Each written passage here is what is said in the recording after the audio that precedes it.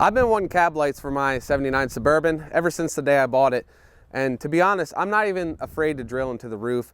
Some freaking guy before me decided that he wanted a sunroof and he completely hacked the roof apart trying to install that. So not only are the cab lights going to add to the aesthetic of a K20 tow rig, but hopefully they'll distract from that mess that's going on up there. We are using OEM cab lights and they're going to be in their factory position. I have the measurements. Let's check it out. This Suburban is my daily driver and one of my more favorite vehicles, 79 K20 Silverado. It's got a lot going for it. 400 small block. It's got a full float 14 bolt out back, and I've put on airbags, I've done suspension, a lot of work to this truck. It's got the biggest mirrors that money could buy in 1979. The old cocaine mirrors. John taught me that. I really do use this thing to tow and hauled a lot of cool stuff with this thing so far. The cab lights are just the last little missing piece I needed to kind of complete my tow rig. We're here in the cockpit and we're gonna need some access inside the cab to wire and mount these lights, which involves dropping this headliner. Luckily on a Suburban though, it's pretty simple. The rear half and the front half of the headliner are completely separate. So there's this trim piece right here. Once we drop that and all the other accompanying trim, this front headliner should drop pretty easy. But freaking guy strikes again with his sunroof. For whatever reason, when they cut the headliner for the sunroof, it started to shrink or whatever it did, and this whole passenger side is pretty much just flopping, dangling around. It's not even being held up. So I don't even think we need to take this trim off. This one, just those, and look at that. Heads up. There's that.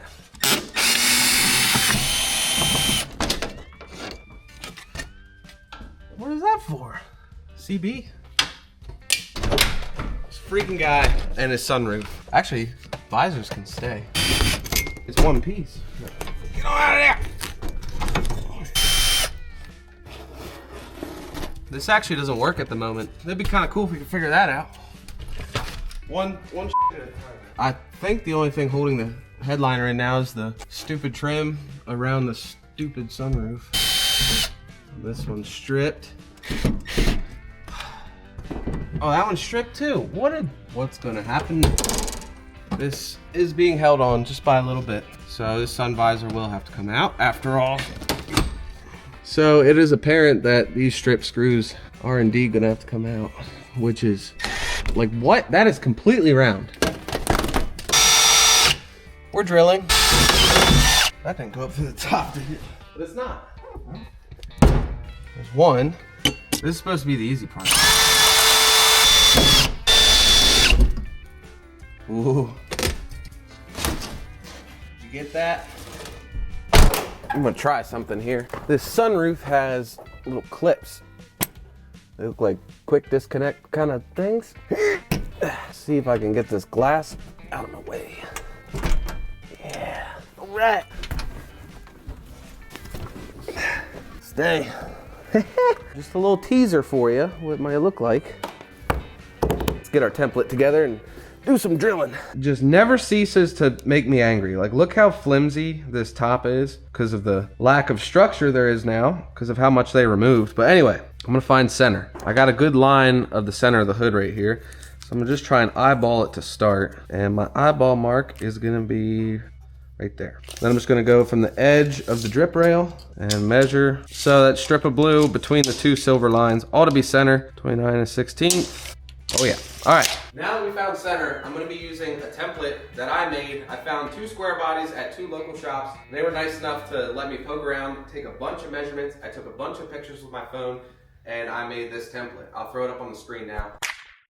And we'll be referencing it throughout the install. It might not be like 100%, but it's gonna get you really, really, really close to factory. Already this dang sunroof is throwing us off. So the cab lights are supposed to be 3 inches back from the windshield line. And if we were to do that, well, that's just not gonna work. So mine are just gonna go back as far as I can possibly make them, which is right about there. And then we'll just take a measurement from the windshield, 2 3/4 inches from center to center of the mounting holes on the light.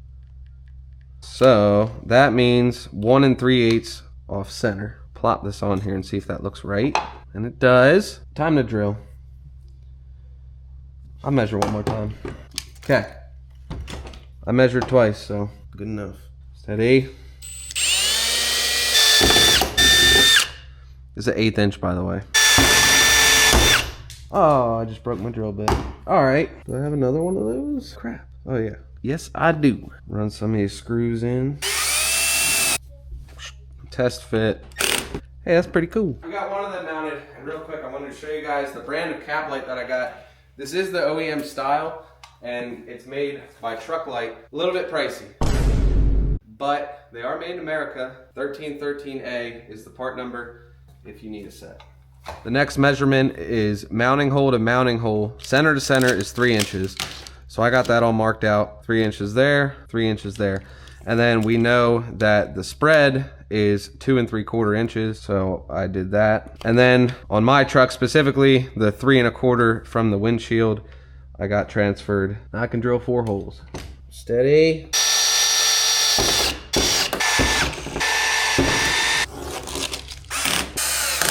So with the one on the edge here, I actually put it in like the correct factory spot. Since there wasn't a dumb sunroof in the way, I kind of figured instead of trying to like figure out where those were and make some kind of custom measurement for the corner, I didn't want to slide them down the corner too much. So figured just put it in the right spot.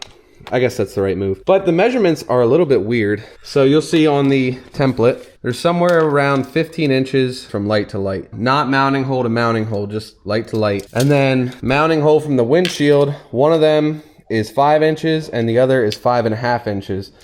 And that's what gives it that like they do from factory. And then the only other measurement I really had was 2 inches from the rain gutter to the edge of the light.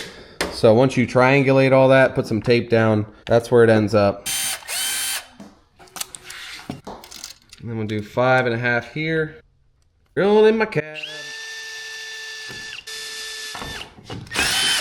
All the cab lights are now mounted, or able to be mounted. So I'm gonna come through and eyeball the center. Whoop. Then we'll drill a little pilot hole. And we're gonna go through all the layers. Then we'll come through with the step bit and widen that out a little bit. That way our wires have a place to pass through.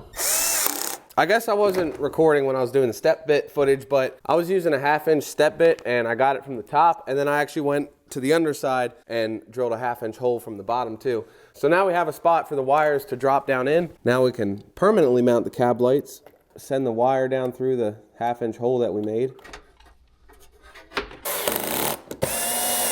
The ground on the cab light harness has this little clip on it. I've just been cutting those off. Not sure, that's probably how the factory one's grounded, but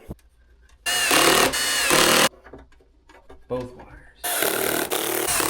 Oh man, it's coming together. All 5 cab lights installed, looking sweet. Cannot wait to light them up. Let's get inside, start wiring these things. Gonna get the wiring situated first, and that means finding a power supply that only comes on with the marker lights and not with anything else. What I'm gonna check first is my headlight switch, which is right here. This little harness right here, you can see a red and a white wire. That's our headlight switch. Up here at the top left is a brown wire, and if we tap into that and turn on our markers and our headlights, you can see that it sends power to that terminal, which is what we're after. But immediately left of that, there's an empty terminal. And if I pull this harness off real quick, you may or may not be able to see, but right here was that brown wire headlight terminal, and to the left of it is that empty terminal, and they are connected by the same bottom piece. So in theory, they should receive power at the same time. I think I'm gonna try and just notch this whole corner off of here. That way I can get this flat blade connector sitting right about there. Notching complete. So notching it allowed us to get that flat blade connector in there, and everything is plugged back in. That worked out. And then we got this white wire that we're gonna run to the cab lights. As you can see, the headlights still working. So if our theory is correct, this white wire should have power right now, which it does. And then when we turn off the headlights, no power. And then marker lights, power, you get it. I don't know what it is with me not hitting record, but I send this piece of metal wire down through the dash right there. And then what I do is I actually put a butt connector right on the metal wire, and then butt connect the other end, and then heat shrunk it, all that, pull it up through. It's just a real easy way to feed your wire. Once you crimp and heat shrink it, it's usually pretty strong and pretty hard to pull apart. So save that metal wire for next time. And here is our wire ready to go up the A-pillar. Should also mention that from factory, the wires don't come all the way into the cab like this. They're actually ran between the outer and inner panels, but I figured for ease of wiring, we do it this way. But what I'm doing now is I'm gonna strip this back and put an eyelet on here and see if we can just individually ground each light right to the roof. Just gonna crimp an eyelet on there, run a self-tapper. We can bring up our white power wire, twist these together, then we can turn on our lights. And sure enough, that works. Can you even tell that that's turning on? Cool. So we'll be able to individually ground each light on this inner roof panel. Wiring complete. Now for the exciting part, kill the lights. Here we go. Oh man, that looks so good. I love it. I love it. I got that crappy headliner back in there. It was still a pain in the butt, but not nearly as bad as I thought it would be. And now we're up top and we got Flex Seal. Unfortunately, this is not the first time I've been up here with Flex Seal, but through all that messing around with the sunroof, we developed like a crack around the whole thing where I had put Flex Seal before because it leaked so bad. But now as far as these cab lights themselves sealing, I'm not sure how well they're gonna hold up. We might have to come back at a later time with some silicone, but I kind of want to see how these rubber bases hold up first. And just like I did last time with this stuff, I just kind of spread it out with my finger just to make a nice even layer. I feel like my Flex Seal spreading skills are really dialed at this point. Look at that. Smooth. I am slightly concerned about clearance though, because it was very close before, but I don't know. Let's find out. Now you keep an eye on them. I think we're good. Yes, we're good. All right, we wait for dusk. We get some sweet rollers.